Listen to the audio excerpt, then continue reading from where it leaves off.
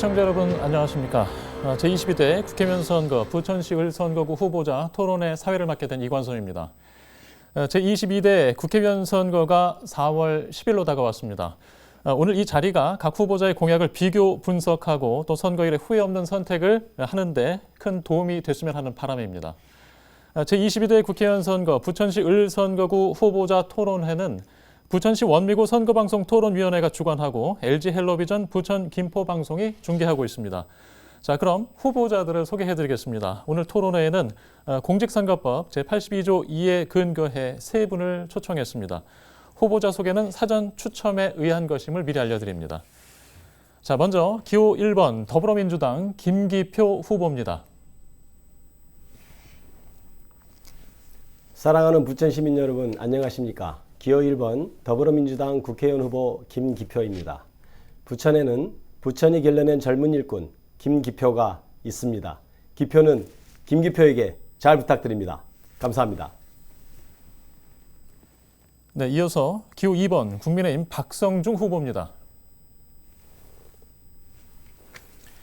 존경하는 부천 시민 여러분, 기호 2번 국민의힘 박성중 후보입니다.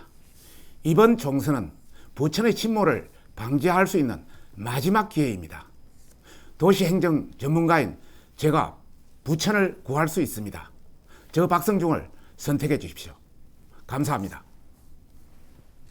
네, 이어서 기호 6번 새로운미래 설훈 후보입니다. 존경하고 사랑하는 부천 시민 여러분, 설훈입니다. 저는 지금껏 민주주의를 위해서 살아왔다고 자부하고 있습니다. 우리 부천에서도 공정한 민주주의가 계속 지속되는 도시를 만들고자 애를 쓰고 있습니다. 저를 지켜봐 주십시오. 부탁드리겠습니다. 네, 본격 토론에 앞서 후보자 토론회 진행 방식을 알려드리겠습니다. 오늘 토론회는 각 후보자의 시작 발언에 이어 후보자 공약 발표 이후 공약 발표에 대한 개별 질문과 답변, 또 사회자 공통 질문에 대한 답변과 후보자 보충 질문에 대한 답변으로 진행합니다. 그 다음에는 자유 주제에 대한 주도권 토론 순서가 있고 마무리 발언까지 이어지게 될 예정입니다. 자, 발언 시간은 시작 발언의 경우 각 2분, 후보자 공약 발표는 각 3분, 공약 발표에 대한 개별 질문과 답변 1분과 2분, 사회자 공통 질문에 대한 답변은 각 2분을 드리고요. 후보자 보충 질문과 답변 30초와 1분, 또 주도권 토론은 각 5분씩 드립니다. 마지막 마무리 발언은 각 2분씩 드릴 예정입니다. 자, 그럼 각 후보자의 시작 발언부터 듣겠습니다. 제한 시간은 2분입니다. 먼저 더불어민주당 김기표 후보의 시작 발언 듣겠습니다. 사랑하는 부천 시민 여러분 안녕하십니까. 부천이 길러낸 젊은 일꾼 더불어민주당 기호 1번 김기표입니다. 저는 부천에서 부천 북초등학교, 부천 동중학교, 부천 고등학교를 나왔습니다. 부천은 저를 길렀고 오늘의 저는 온전히 부천의 것입니다. 그런 김기표가 이제 부천을 위해 대한민국을 위해 헌신하려 합니다. 과거 인구 100만을 바라보던 부천은 이제 80만 명 밑으로 떨어졌습니다. 선거구조차 4명에서 3명으로 줄어들었습니다. 그럼 부천에 이제 완전히 새로운 동력이 필요합니다. 기존의 정치인이 가지지 못하는 창의성과 유연함을 갖춘 젊고 유능한 일꾼이 필요합니다. 자기 자신의 이익을 위하는 사람보다 대의를 위해 헌신하려는 자세를 가진 새로운 일꾼이 필요합니다. 이 김기표가 그런 젊고 유능하고 새로운 일꾼입니다. 존경하는 부천 시민 여러분, 치솟는 물가의 월급은 오르지 않고 쌓이는 부채에 민생이 파탄나고 있습니다. 윤석열 정권 2년 만에 대한민국이 무너지고 있습니다. 사과 한 개가 1만 원이면서 대파 한 단인지 한 뿌리인지가 875원인 나라. 이태원에서 159명의 억울한 생명이 희생되어도 그 누구도 사과하지도 책임지지도 않는 나라. 검찰은 명백한 주가조작 혐의가 있는데도 대통령의 부인이라는 이유로 수사조차 하지 않고 있습니다. 대통령을 비판하면 입틀막을 당하고 수사를 받아야 할 사람을 호주 대사로 출국시켜버리는 그런 나라에 우리가 살고 있습니다. 사랑하는 부천 시민 여러분, 이번 4월 10일 국회의원 선거는 부천의 혁신과 발전을, 윤석열 정권에 대한 심판과 대한민국의 민주주의 회복을 이루는 중차대한 선거입니다. 이 나라의 명운이 달려있는 선거라고 해도 과언이 아닐 것입니다. 오늘 토론회를 통해 누가 부천을 제대로 발전시킬 사람인지, 그리고 또 누가 윤석열 정부를 제대로 견제할 수 있는 사람인지 잘 살펴봐 주시기 바랍니다. 감사합니다. 네, 다음은 국민의힘 박성중 후보의 시작 발언 듣겠습니다. 역시 이분들입니다. 존경하는 부천 시민 여러분, 기호 2번 국민의힘 박성중 후보입니다. 부천이 몰락하고 있습니다. 부천이 침몰하고 있습니다. 2010년 90만 명에 이르렀던 인구가 지금 77만, 13만 명이 줄어들고 있습니다. 1년에 1만 명씩 빠져나가고 있습니다. 젊은 세대가 빠져나가고 있습니다. 기업도 빠져나가고 있습니다. 자영업자 영업이 안 된다고 아우성치고 있습니다. 이대로 둬야 하겠습니까? 변혁이 필요합니다. 정말 저 박성중 매기가 되어서 부천을 변화시키겠습니다. 지금까지 20년 국회의원, 시장, 도의원, 시의원 전부 민주당 일색이었습니다. 이러다 보니까 변화와 견제와 균형이 없습니다. 부천이 침몰을 하는데 어떠한 조치도 내놓지 못했습니다. 더욱 가관인 것은 낭비와 비효율이 너무 심합니다. 최근 광역동 관계로 600억을 하늘에 날렸습니다. 아트센터로 건립비만 1,300억, 운영비가 매년 80억씩 날립니다. 만화박물관 운영비가 매년 100억씩 날아갑니다. 돈 먹는 하마입니다. 이런 부천을 그대로 두고 보시겠습니까? 민주당은 지방정치 실패에 대해서는 할 말이 없습니다. 이제는 중앙정부와 윤석열만 공격하고 있습니다. 정권 신반론과 윤석열 탄핵을 주장하고 있습니다. 과연 정부와 윤석열만 잘못한 것입니까? 전 정부에서 550조에 이르던 부채를 1,000조, 450도 돈을 풀었습니다. 물가가 오를 수밖에 없습니다. 고금리로 빨아당겨야 되는데 그것만 가지고 물고 늘어집니다. 법안 협조 없었습니다. 여러 가지 문제가 많습니다. 야당의 문제가 더 많습니다. 저에게 기회를 주신다면 부천을 혁신시키고 대한민국, 정부도 잘못한 점 있습니다. 네, 대한민국을 리빌딩 하겠습니다. 네, 마지막으로 새로운 미래 서른 후보의 시작 발언 2분 듣겠습니다. 사랑하고 존경하는 부천 시민 여러분, 서른입니다. 제가 부천에서 15년째 살고 있는데 12년을 시민의 대표로서 일하는 영광을 누렸습니다.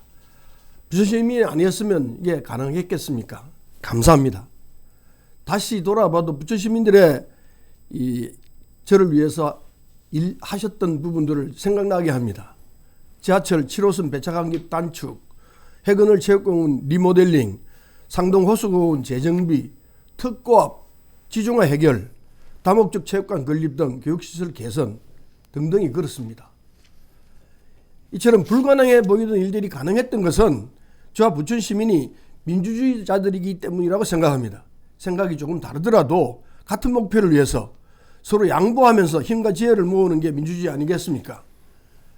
민주주의라고 해서 항상 협력만을 고집하지 않습니다. 옳지 않은 일에는 강력하게 저항합니다. 제가 윤석열 대통령을 강하게 비판하는 것은 그의 통치 행위가 민주주의와는 거리가 멀기 때문입니다. 자신과 배우자만 보호하는 대통령은 결코 민주주의자가 아니기 때문입니다. 제가 이재명 대표를 강하게 비판하는 것도 당을 운영하는 행태가 민주주의와는 거리가 멀기 때문입니다. 조금이라도 비판하는 사람은 내쫓고 자신과 측근만 보호하는 당대표는 윤석열 대통령과 마찬가지로 결코 민주주의가 아니기 때문입니다. 부천 시민 여러분, 진정한 민주주의자라면 자신의 잘못을 솔직하게 사과하고 책임을 지는 용기가 있어야 한다고 저는 생각합니다. 공직에 출마하거나 높은 지위에 오를수록 더욱더 요구되는 태도입니다. 오늘 이 토론회는 부동산 투기 의혹으로 임명된 석 달 만에 문재인 대통령이 경질한 후보도 참석해 있습니다. 아직까지 제대로 된 해명을 내놓지 않았습니다. 그가 진정한 민주주의자인지 출세와 명예만 바라는 사람인지 오늘 밝혀보아야 할 것 같습니다. 네, 세 분 후보자의 시작 발언 잘 들었습니다. 오늘 토론회는 발언 시간을 엄격히 제한하고 있습니다. 이 점 유념해 주시기 바랍니다. 자, 이 시간은 22대 국회의원 선거를 앞두고 후보의 정책 비전과 공약을 밝히기 위한 자리입니다. 각 후보분들께서는 질문 내용과 상관없는 상대 후보에 대한 인신 공격이나 비방성 발언은 삼가해 주시기 바랍니다. 자, 이번에는 각 후보자들이 내세우는 공약을 점검하는 시간입니다. 우선 각 후보자별로 3분 동안 공약을 발표한 뒤 다음 후보자 간 질문과 답변을 주고받는데요. 질문은 1분, 답변은 2분 드립니다. 국민의힘 박성중 후보부터 먼저 공약 듣겠습니다. 시간은 3분입니다. 존경하는 부천 시민 여러분, 저는 도시행정 전문가입니다. 30년 동안 외길을 밟아왔습니다. 이론과 실천과 추진력을 가지고 있습니다. 저는 핵심 공약이 한 10가지 됩니다만 그중에 4가지만 말씀드리겠습니다. 우선 경기도를 첫 번째로 부천을 서울로 만들겠습니다. 경기도의 부천과 서울의 부천은 아파트값, 집값 자체가 다릅니다. 교육도 달라질 수 있습니다. 교통도 달라질 수 있습니다. 이것을 반대하는 세력은 민주당 세력뿐입니다. 서울의 예산은 1년 47조입니다. 부천의 예산은 2조입니다. 23배가 넘습니다. 돈이 많은 곳에서 적은 곳으로 흘러갈 수밖에 없습니다. 충분히 이득을 부천이 취할 수 있습니다. 저에게 기회를 주시면 부천의 전화번호 031을 당장 02로 바꾸겠습니다. 현재 031을 쓰고 있는 경기도의 도시는 부천밖에 없습니다. 두 번째, 저는 중상동 노후 아파트를 대한민국 최고의 아파트로 바꾸겠습니다. 30년이 돼서 노후화돼서 물도 새고 여러 가지 층간 소음이라든지 주차 문제 많습니다. 최근에 제가 이사 왔는데 우리 아파트 물이 새서 아랫집에서 난리가 났습니다. 저에게 기회를 주시면 서울 서초구청장으로서 70개 단지의 재건축을 성공한 경험이 있습니다. 이 경험을 살려서 정말 대한민국 최고의 아파트로 만들 자신이 있습니다. 세 번째는 교통을 혁신하겠습니다. 서울시의 기후동행카드 6만 2천만 한 달에 내면 지하철, 버스를 무한정 이용할 수 있는 그런 카드입니다. 그것을 부천까지 확대해서 시행하도록 하겠습니다. 지금은 서울시만 또 김포 고을드라이브만 적용되고 있습니다만 제가 서울시 오세훈 시장의 선대 위원장 출신이기 때문에 충분히 할 수 있습니다. 7호선의 혼잡, 정차와 급행열차로 해결하겠습니다. 그리고 김포 경인고속도로, 경인철도, 또 외곽순환도로 차례차례 지하하겠습니다. 소음과 분진을 해결하고 지상은 공원으로 해서 부천의 지도를 확 바꾸겠습니다. 마지막으로 교육 관련입니다. 지금 젊은 세대가 부천을 떠나고 있습니다. 어떤 이는 2000세대 이상 1년에 떠난다고 합니다. 이래서는 부천의 미래 없습니다. 저에게 기회를 주시면 전국에서 응시할 수 있는 과학영재학교, 특히 AI 과학영재학교를 유치하겠습니다. 또 다른 한편으로 인근 목동이 교육 수준이 높습니다. 공동학군을 설치해서 정말 부천의 학군을 일시에 올릴 수 있는 그런 방안을 제시하겠습니다. 다른 여러 가지 방안이 있을 수 있습니다. 저는 공약으로만 끝나는 게 아니라 실천, 추진력을 가지고 확실하게 추진하겠다는 것을 말씀드립니다. 네. 자, 공약 발표 듣고 다른 후보들의 질문 이어가겠습니다. 먼저 서른 후보, 박성중 후보에게 공약 관련 개별 질문 1분 하실 수 있습니다. 네, 먼저 이 박성중 후보께서 부천을 서울시에 편입시키겠다 말씀하셨습니다. 그런데 이건 부천 시민이 원해야 되는 일이지 그냥 누구 일방의 생각으로 된다고 생각하지 않습니다. 법상으로도 그렇습니다. 그럼 부천 시민이 이 부분에 대해서 얼마나 원하느냐, 그거 좀 알고 계십니까? 답변하십시오. 간단하게 먼저. 여론조사에 따라서 다릅니다. 저는 부천 지금 국회의원, 시장, 도의원, 시의원 이 정치권이 또 그거에 관련한 좋습니다. 그 정도 하시고요. 직능단체가 전부 민주당이 장악하고 있습니다. 제가 맡고 있습니다. 여러 가지 사회자님. 예, 장애가 질문 시간 1분 발생할 사용하실 수 수 있습니다. 지금 시간을 많이 뺐었는데요. 어느 쪽에서 집권당이냐는 건 문제가 아니에요. 지역 주민이 얼마나 정확히 이 문제에 대해서 알고 있느냐가 중요합니다. 지역 주민은 분명히 서울에 편입되는 걸 원하지 않습니다. 훨씬 많습니다. 그걸 왜 아닌 얘기로 포장하시려고 합니까? 잘못된 판단이에요. 예, 답변 시간 조금 남아 있습니다. 한 30초 정도 남아 있습니다. 아니 저한테 예, 하시겠습니까? 서울시 편입 여론조사는 다시 한번 해보면 됩니다. 저는 충분히 전당점을 하고 일방적으로 결정하는 것이 아니라 부천 시민의 여론조사를 통해서 결정하면 되는 것입니다. 그런 차원에서 하고 그 다음에 서울도 서울의 어떤 여론이라든지 또 시의회의 어떤 절차를 거쳐서 이루어질 수밖에 없다. 이런 말씀을 드리고 있습니다. 충분한 절차와 또 주민의 어떤 찬반 논란 이런 걸 충분히 감안해서 할 수 있다. 저는 자신 있습니다. 예. 최근에 어느 지방 그 주민자치위원회 갔는데 충분히 설명하고서 20명이 참석했는데 예. 찬반을 물으니까 19대 1로 찬성했습니다. 답변 시간 모두 사용하셨습니다. 자, 이번에는 김기표 후보가 1분 질문하실 수 있습니다. 박성중 후보님께 여쭙겠습니다. 부천을 서울로 편입하겠다는 것이 기본적으로 부천 사람으로서 굉장히 자존심 상하는 일입니다. 부천을 서울로 편입시켜 주기만 하면 부천 사람들이 좋아할 것이다 라는 기본적인 생각을 가지고 하시는 것 같은데요. 부천 시민들은 그런 분들이 전혀 아닙니다. 부천인으로서의 굉장히 자부심과 시민의식이 높은 분들입니다. 실제로 지방세, 그러니까 담배세라든지 자동차세라든지 이런 것들을 자주적으로 사용할 수 없게 되는 문제가 발생합니다. 그리고 그렇게 되면 재정의 자주성을 훼손할 수 있다. 이런 큰 문제가 있는데 그걸 어떻게 해결하실 것인지, 오히려 재정은 더 빈약해질 수 있다. 그리고 두 번째는 님비 시설이 부천에 들어오기가 굉장히 좋아집니다. 예를 들어서 회모하는 시설이라든지 이런 것들을 서울시의 한 구가 된다면 아주 쉽게 부천으로 가져올 수 있는 문제인데 그것을 위해서 지금 그렇게 일을 하고 계신지 궁금합니다. 네, 바로 답변하실 수 있습니다. 예. 부천의 서울 편입 과연 자존심의 문제일까요? 부천 주민 모두에게 묻겠습니다. 여러분이 경기도 부천을 원하십니까? 서울시 부천을 원하십니까? 그 말을 묻겠습니다. 두 번째, 지방세 지금 그대로 사용하면 됩니다. 서울시의 재정 또 시의 재정, 여러분 일본 동경도를 보시면 동경도에 23개의 특별구가 있고 26개의 시가 있습니다. 7.8촌이 군이 있습니다. 이렇게 해도 서로 자주적으로 충분히 서로의 차이를 두면서 충분히 공존할 수 있다. 이런 관계는 동경만 아니라 그 뉴욕이라든지 또 런던이라든지 이런 데도 광역의 그런 형태가 이루어지고 있다. 이런 말씀을 드리고 싶고, 님비 관련 시설은 주민이 반대하고 하면 못한 겁니다. 서로의 이득을 따져서 이득이 있으면 가져오는 것이고 이득이 없으면 주민이 반대하면 못 오는 겁니다. 그런 관점에서 그런 것은 하등에 걱정할 필요가 없다. 사소한 문제다. 큰 문제에서 어떤 것이 우리 주민을 위한 것인지, 어떤 것이 침체되고 몰락하고 또 하고 있는 우리 부천을 살리는 길인지 이런 것을 판단해야 될 문제다. 저는 그렇게 생각합니다. 네, 답변 끝나신 거로 알겠습니다.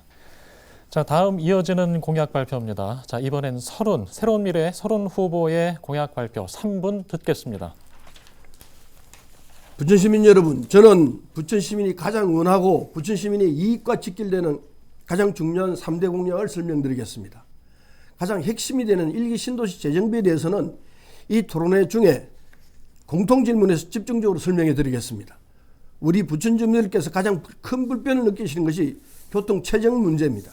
출퇴근 시간이면은 수도권 제1순환고속도로의 상습 정체로 인해서 분진과 소음으로 주민들의 스트레스가 엄청납니다. 그래서 수도권 제1순환고속도로 철거와 지하화를 추진하겠습니다. 철거라는 건 저는 다 철거한다는 게 아니고 우리 3km 구간, 부천 구간만 말합니다. 제1순환고속도로를 지하하고 기존 도로를 철거하여 상동의 도심을 하나로 합치겠습니다. 도로 철거 후에 상동 호수공원과 영상단지과 연계해서 자연, 문화, 레저가 복합된 힐링하는 광장의 형식의 일부를 상부는 공원으로 조성하겠습니다. 그렇게 되면은 출퇴근 시간까지 줄이는 일석이조의 효과가 볼 수 있고 아침 저녁이 삶이 있는 저녁과 아침이 될 것이라고 생각합니다. 그 다음에 가장 중요한 사업 중에 하나가 중동 역세권 재개발입니다. 이를 위해서 중동 역세권 재개발 사업 신속 추진을 준비하고 있습니다. 기존의 민간 사업으로는 개발이 어려워서 노후화된 중동 역세권 재개발을 이번 국회에서 사업 추진을 끌어내립니다. 동쪽 서쪽 주민대표, 주민 간의 간담회를 꾸준히 진행했고 LH 국토부와도 계속해서 소통하면서 재개발을 시작했습니다. 주민들의 염원을 담아서 LH로 사업자를 변경했고 소방서, 행정복지센터, 복합화 등을 반영해서 주민분들이 바람을 최대한 실현하고자 노력하고 있습니다. 항상 주민의 이익을 우선적으로 사업을 추진해 나가겠습니다. 이 사업은 처음부터 끝까지 제가 모든 것을 다 책임졌습니다. 새로운 후보가 이 사업을 맡게 된다면 다시 처음부터 재개해야 합니다. 국토부와 협상, 주민 간의 대화 등이 다시 이루어질 수밖에 없습니다. 그러면 그만큼 시간이 더 지체될 것입니다. 마지막으로 현재 우리 지역구에 가장 시급히 해결할 현안인 상동 영상문화단지에 가는 겁니다. 부천시 발전과 일자리 창출, 부천의 글로벌 가치 상승을 위해서 상동 영상문화단지 상동역 구간을 하부 공간을 연계한 한류 지하도시 건설을 추진할 생각입니다. 현재 부천에는 부천 국제 판타스틱 영화제 같은 다양한 국제적 행사가 존재합니다. 또 웹툰, 드라마, 영화, 한류 콘텐츠가 세계로 확장되어 가고 있습니다. 이를 활용해서 상동 영상문화단지에 고액사 같은 거대한 한류 지하도시를 건설해서 한류 문화 콘텐츠 홍보와 K컬처 팬들을 위한 만남의 장을 만드는 등 대규모 편의 공간을 조성할 계획입니다. 또 영상문화단지 내에 크리에이터 사관학교를 조성하겠습니다. 유튜브 시대에 맞춰서 세계적인 크리에이터 양성화 과정과 청년 일자리 창출을 추진하고 있습니다. GTX B 노선이 변준소를 설치한다는데 그건 안 됩니다. 안 된다는 거 시민 여러분 잘 알고 계실 겁니다. 네, 발언 시간 모두 사용하셨습니다. 자, 상대 후보들의 공약 관련 질문 이어가겠습니다. 먼저 더불어민주당 김기표 후보, 서른 후보에게 1분 질문하실 수 있습니다. 서른 후보님 공약과 관련해서 두 가지만 여쭙겠습니다. 상동 영상단지와 상동역 하부 공간을 한류 지하도시로 만들겠다고 발표하셨는데요. 지하도시는 너무 뜬금없는 거 아닌가 싶습니다. 지하라는 것이 원래 지하로 파는 데에 대한 비용도 굉장히 많이 들고, 그 다음에 그 지하를 그런 도시로 만들므로 인해서 상동문화 영상문화단지의 차후에 어떤 개발이 될 경우에 그 지하를 활용할 수 없는 심각한 문제점이 발생한다. 이게 첫 번째 저의 질문입니다. 그리고 두 번째는 크리에이터 사관학교를 말씀하셨는데 크리에이터라는 어떤 직무 내용상 그것이 사관학교로 양성할 수 있는 것인지, 창의성과 자율성을 특징으로 하는 크리에이터들이 어떻게 사관학교에서 양성이 된다는 것인지, 그거에 대한 입장을 듣고 싶습니다. 네, 먼저 상동 영상단지의 문화예술 디지털 콘텐츠 기업을 입주시킬 예정인데, 지하를 다 판다는 것이 아니고 1km 구간만 팔 예정입니다. 그 1km 구간만 파는 데는 상부가 거의 나대지로 되어 있는 상태이기 때문에 파내는데 그렇게 비용이 많이 들지를 않습니다. 그래서 그 구간을 활용해서 한류 문화예술지구로 육성하면은 파내는 비용과 그리고 육상을 활용할 수 있는 돈으로서 경제성은 충분히 나온다고 알고 있습니다. 그리고 이 크리에이터 사관학교를 만들다고 약속을 하는데 SNS가 지금 전 세계적으로 퍼져 있습니다. 특히 대한민국은 유튜브 애독자들이 엄청나게 많습니다. 그런데 이 내용들이 굉장히 문제가 많은 점을 우리가 다 알고 있습니다. 이들을 제대로 교육을 시키고 그리고 그분들이 새로운 문화를 창출해낼 수 있는 그런 역량을 키워나가도록 하는 것이 꼭 필요합니다. 아무리 창조성과 장발성이 필요하다 하더라도 자신이 제대로 교육받지 않고 그냥 마음대로 풀어나가게 되면은 사회에 끼치는 득보다 사회에 끼치는 해악이 훨씬 더 많다는 걸 저는 느끼고 있습니다. 따라서 이런 교육기관을 통해 가지고 제대로 된 피교육자가 나와 가지고 사회에 기여할 때 그때 정상적인 사회로 돌아가고 그리고 바람직한 사회로 간다는 걸 잘 알기 때문에 이런 사관학교가 필요할 것이다. 명칭은 꼭 사관학교가 아니더라도 교육기관이 꼭 필요하다. 그 교육을 지방정부나 중앙정부가 관리할 수 있는 교육기관이 된다면은 충분히 교육 효과를 누릴 수 있고 그리고 제대로 된 피교육자들이 나와서 사회에 기여하는 바가 우리가 바라는 대로 진행될 것이다. 이런 뜻에서 교육기관의 필요성을 강조하고자 하는 바입니다. 이게 된다면은 우리가 지금 보고 있는 유튜브의 폐해점들, 가짜뉴스의 범람 이런 것 등등을 정리할 수 있는 틀이 만들어지기 때문에 꼭 필요한 사업이 아닌가 이렇게 생각하고 있습니다. 네, 이어서 국민의힘 박성중 후보도 서른 후보에게 1분 질문하실 수 있습니다. 우선 그 상동 영상문화단지 관련해서 말씀드리겠습니다. 전체적인 계획이 소니 픽처스라든지 EBS가 주로 들어오는 걸로 되어 있는데 소니 픽처스 이 관련 개념은 20년 전의 개념입니다. 또 소니 픽처스는 상당히 먹튀 기업으로 유명합니다. 자기 이익만 남기고 도망가는 그런 기업으로 유명합니다. 이런 것을 어떻게 그걸 할 것인지 저는 개념을 완전히 다시 바꿔야 된다. 그래야 영상문화단지가 성공할 수 있다 이런 생각합니다. 지금 영상문화단지 일부에 만화박물관이라든지 연예인 아파트 다 실패작입니다. 막 그런 문제에서 상동 영상문화단지를 어떤 방식으로 할 것인지 한번 묻고 싶고요. 두 번째는 아까 공공 주택 그 복합사업 관련해서 본인이 추진했기 때문에 여러 가지 시체가 될 수 있고 여러 가지 문제가 있을 수 있다. 뭐 이런 말씀을 하시는데 제가 서초구청장하고 서초 재선위원입니다.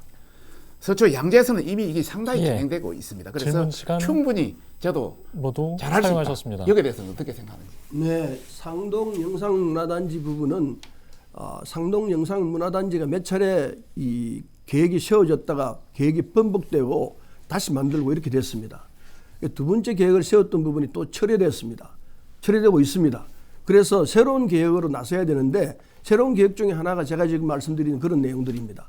따라서 상동 영상문화단지는 이게 말하자면은 수도권에 있는 금사라기 땅입니다. 서울과 인천 사이에 있는 땅이기 때문에 이걸 어떻게 개발하느냐에 따라 가지고 우리 부천이 살고 죽고가 결정된다고도 할 수 있습니다. 따라서 이 상동 영상문화단지를 제대로 잘 개발하기 위해서는 사실은 여야 합의해서 부천시민 전체가 이 문제를 어떻게 할 것이냐는 논의도 필요하다고 생각합니다. 그 방법 중에 하나가 아까 말씀드린 대로 그렇게 개발해야 될 것이라는 얘기를 드릴 수 있고요. 그 다음에 지금 후보께서 말씀하신 대로 중동역 부분은 물론 누구든지 할 수 있습니다. 그러나 이건 시작도 지금 몇 차례 실패를 했습니다. 실패를 했지만은 제가 이제 관여하면서 서측 동측 부분 대부분 다 중앙심의를 통과하고 있는 중입니다. 따라서 다시 또 누가 나서서 이 부분을 이끌어낸다면은 시간 낭비가 분명합니다. 이런 쓸데없는 일을 하지 말고 처음부터 주민과 함께 진행하고 있는 이 사업은 제가 나서서 하는 것이 훨씬 더 효율성이 있고 빨리 진행될 것이라는 것은 누구든지 이해하고 있습니다. 따라서 지금 주민들이 이건 설문위원이 하는 것이 맞다라고 진단하고 있는 것으로 알고 있기 때문에 중동 역세권 재개발 사업은 특별히 제가 지적해서 하는 얘기이기 때문에 이건 반드시 제가 있는 기간 내에 완비시켜야 된다. 이게 그 지역에 있는 이 주민들의 염원인 것으로 알고 있습니다. 꼭 그렇게 할 수 있도록 해내겠습니다. 네, 서른 후보의 공약과 답변까지 잘 들었고요. 다음은 더불어민주당 김기표 후보의 공약 3분 듣겠습니다. 네, 김기표 후보입니다. 부천은 전반적으로 활력을 찾아야 하는 도시입니다. 인구 100만을 바라보는 도시에서 인구가 80만 밑으로 떨어졌다는 것은 아까 제가 말씀을 드린 바가 있습니다. 그래서 뭐랄까요, 하락형 도시가 되고 있다, 이렇게 슬프지만 그런 표현을 쓸 수밖에 없는 것 같습니다. 현재는 인구는 나가고 기업은 유출되고 있습니다. 그런데 이렇다 할 산업이 그리고 이렇다 할 먹거리 방향이 따로 보이지 않습니다. 기존의 부천의 낡은 틀은 이제 더 이상 그래서 효용을 기대할 수 없고, 그 낡은 틀을 지탱하던 인물들도 책임을 지고 물러나는 것이 당연하다고 생각합니다. 부천의 활력을 찾아야 되는데 그것을 저는 상동 영상문화단지에서 찾습니다. 그동안 부천의 가장 유휴부지, 그러니까 부천의 미래 먹거리를 장만할 유휴부지가 상동 영상문화단지가 거의 유일하게 남아있다, 이렇게 생각합니다. 그 영상문화단지를 어떻게 개발하느냐에 따라서 부천의 미래 100년의 먹거리가 좌우될 수 있다고 저는 생각합니다. 그래서 저는 부천에 가진 지적 이점을 주목합니다. 그것은 뭐냐면 인천국제공항과 김포공항에서 매우 가까운 도시입니다. 그리고 KTX 망 등을 통해서 지방에서도 올라오기 쉬운 장점을 가지고 있습니다. 그리고 부천은 현재 의료 산업이 외국에서 오는 의료 수요가 굉장히 많은 도시입니다. 순천향병원 같은 경우는 일례로 의료 치료를 받기 위해서 오는 사람들이 대기 순번이 밀려있을 정도로 굉장히 잘 되고 있는 그런 병원으로 저는 알고 있습니다. 실제로 2009년부터 22년까지 총 3만 5천 명의 환자가 부천을 방문했습니다. 그리고 지난해에는 5천 명의 환자가 방문을 했는데요. 그 환자 수 외에도 간병인까지, 가족까지 포함을 한다면 굉장히 많은 숫자의 외국인이 들어오고 있습니다. 그렇다면 저는 이 상동 영상문화단지를 의료와 치료, 힐링, 회복이 원스톱으로 이루어지는 글로벌 의료 복합단지로 개발해야 된다고 생각합니다. 그것을 바탕으로 호텔, 컨벤션 센터를 짓고 기타 의료 관련된 산업들이 테크노파크나 그 주변에 위치해야 된다고 생각합니다. 물론 구체적인 것은 새로 당선되시는 국회의원님과 시장님과 더 구체적으로 논의해야 할 것입니다. 그것이 저의 가장 뚜렷한 공약입니다. 그리고 나머지는 두 분 후보님들께서 잘 말씀해 주셨다시피 해야 될 것들이 많습니다. 일개 신도시 원도심 재정비, 일개 신도시 및 원도심 재정비라든지 수도권 제일순환도로 지하화, 그리고 1호선 경인전철 지하화 이런 것을 제가 잘 추진하도록 하겠습니다.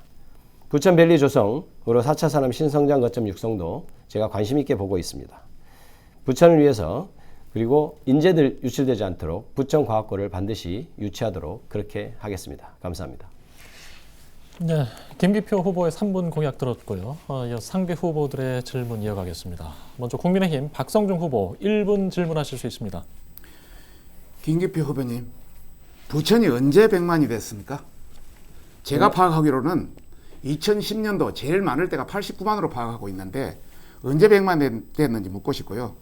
두 번째는 상동 영상문화단지 관련해서 의료계 의료산업관계를 유치하겠다고 했는데 이것은 많은 지자체에서 실패 사례 중에 하나입니다.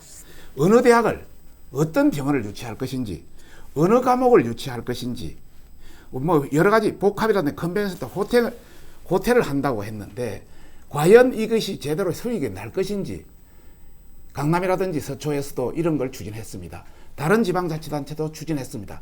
이것은 10년, 20년 전의 컨셉입니다. 이제는 4차 산업혁명 시대입니다. 또 다른 개념으로 우리의 미래 먹거리를 할 수 있는 이런 쪽으로 바뀌어야지 이런 구태연한 이런 방식으로는 의미가 없다. 저는 상당히 문제가 있는 그런 공약이다 생각합니다. 인구가 정확히 100만이 됐다고 말씀드리진 않았고요. 100만에 다가가는 도시였다 이렇게 말씀드렸습니다. 실제로 저는 89만이라고 말씀하셨는데 저는 93만까지 갔던 것으로 그렇게 알고 있습니다. 그 연도는 제가 구체적으로 말씀드리지 못해요. 예, 그거는 제가 확인을 해보겠습니다. 어찌됐든 부천은 그동안 인구가 팽창하고 발전한 도시였던 것은 맞습니다. 그런데 지금 현재 쇠락하고 있는 건 맞고 인구가 줄어든 것은 변함없는 사실입니다. 그 인구가 89만인지 93만인지 여부를 저희가 논하고 있는 것은 아닙니다. 왜 부천을 이렇게 됐는지, 부천이 이렇게 됐는지, 부천을 어떻게 이끌어가야 되는지를 논하는 자리입니다. 두 번째는 수익이 날 것인지 여부, 다른 데서 많이 실패했다는 거 얘기하는데 어딘지 얘기해 주십시오. 과연 거기서 잘했는지 저는 묻고 싶습니다. 그리고 지금 박성중 후보께서 4차 산업혁명 시대에 무슨 구글도 유치하고 이런 류의 공약을 내건 것으로 알고 있습니다. 저는 박성중 후보에게 오히려 묻고 싶습니다. 구글이나 이런데 구글이 맞습니까? 제가 정확한 워딩을 좀 봐야 되겠습니다만 이런 회사를 어떻게 유치할 것인지 그런 구체적인 방안은 있습니까? 오히려 영상문화단지에서 지금 맹점이 뭐냐면 웹툰이나 이런 만화가들을 양성을 해놨더니 인큐베이팅만 하고 외부에 가서 인터넷이나 SNS를 통해서 외부에서 생산활동을 하고 있어서 실제 그것이 부천의 생산력으로 이어지지 않은 문제점들이 있습니다. 그래서 다음 부천의 먹거리를 생각할 때는 부천 지역에 자리 잡고 부천 지역에서 일자리를 창출할 수 있는 그런 산업을 우리는 논해야 되는 것입니다. 그것이 의료가 왜 뒤떨어졌다고 얘기를 하는 것인지 그것도 이해가 가지 않습니다. 의료 산업은 이제 우리나라가 외화나 세계 각지로 뻗어나가는 굉장히 중요한 사업이고 그렇게 돼 있는 사업입니다. 그런데 그 의료단지를 부천에 두게 된다면 부천이 앞으로 향후 그리고 기타 사업과 연계된다면 부천의 먹거리는 분명히 될 것이다. 저는 할 수 있습니다. 네, 이어서 부족한 질문과 답변은 후에 주도권 질문에서 하실 수 있습니다. 자, 이어서 새로운 미래 서른 후보가 김기표 후보에게 1분 질문하실 수 있습니다.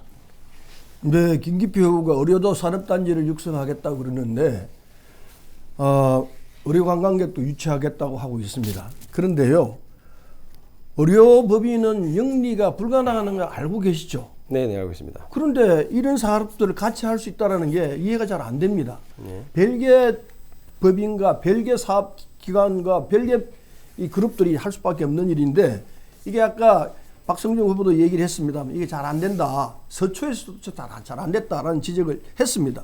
그래서 이건 사실은 잘 안 될 가능성이 굉장히 높은 사업이 된다. 이 말씀 분명히 드리고 싶고요. 우리 부천이 쇠락해가고 있는 상태인 건 틀림없습니다. 그러나 우리 부천만의 문제입니까?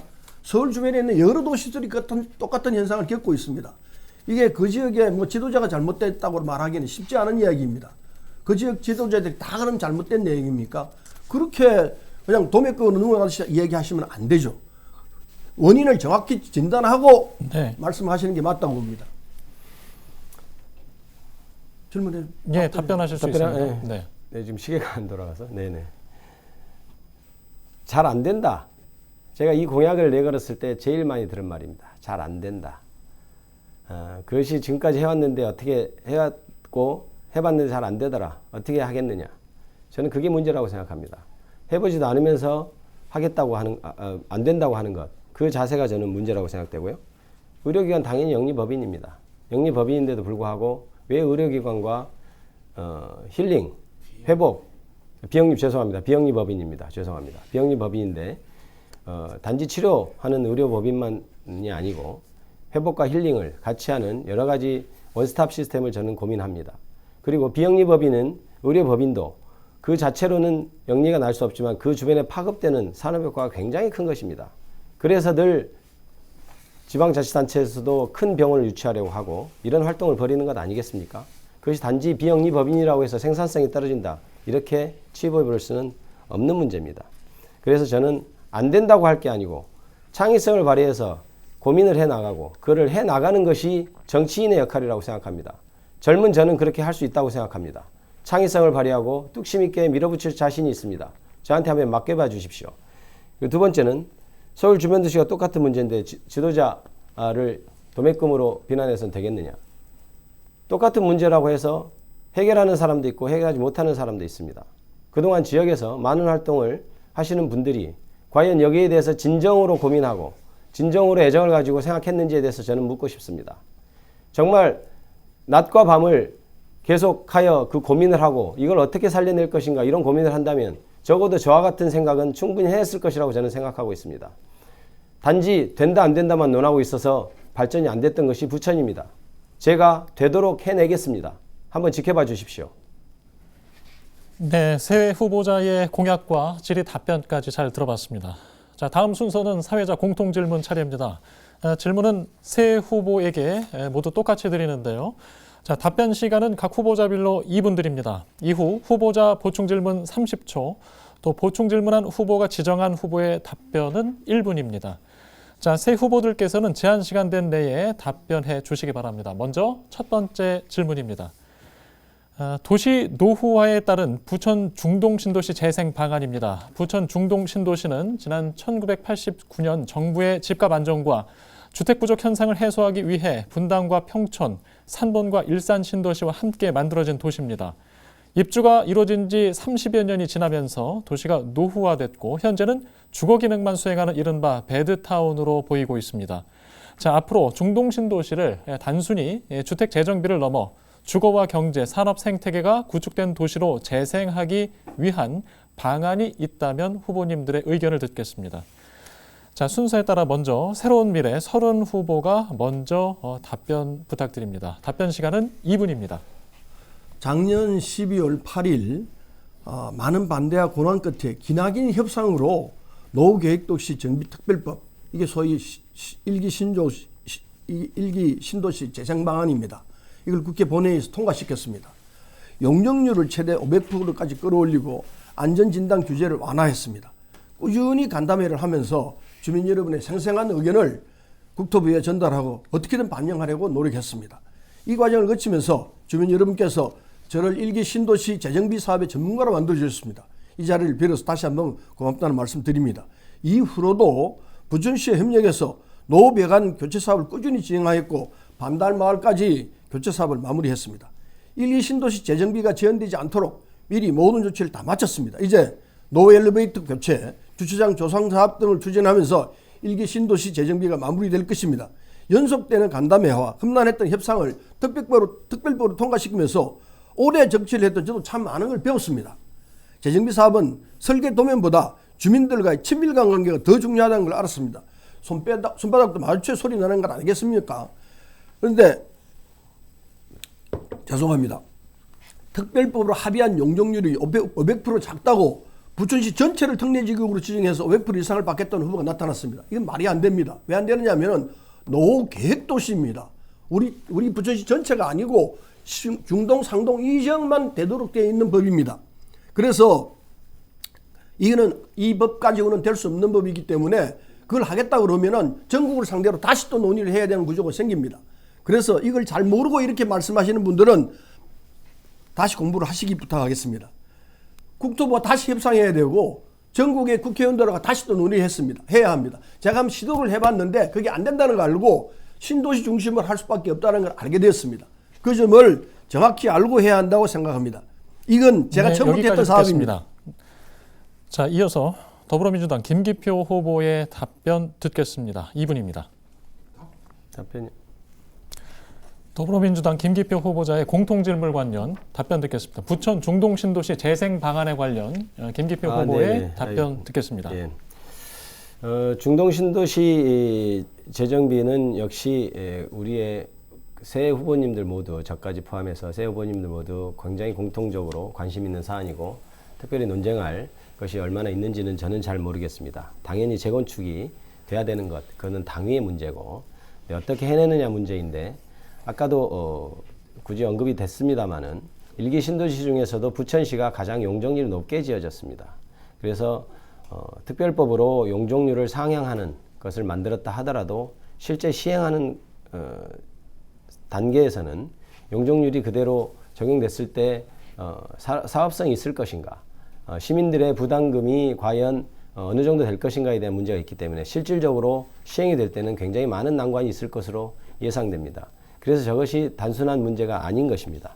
그래서 저는 용적률을 적어도 부천시라도 아니면 전체적으로라도 용적률이 조금 더 상향돼야 되는 것 아닌가 이런 생각을 가지고 있습니다.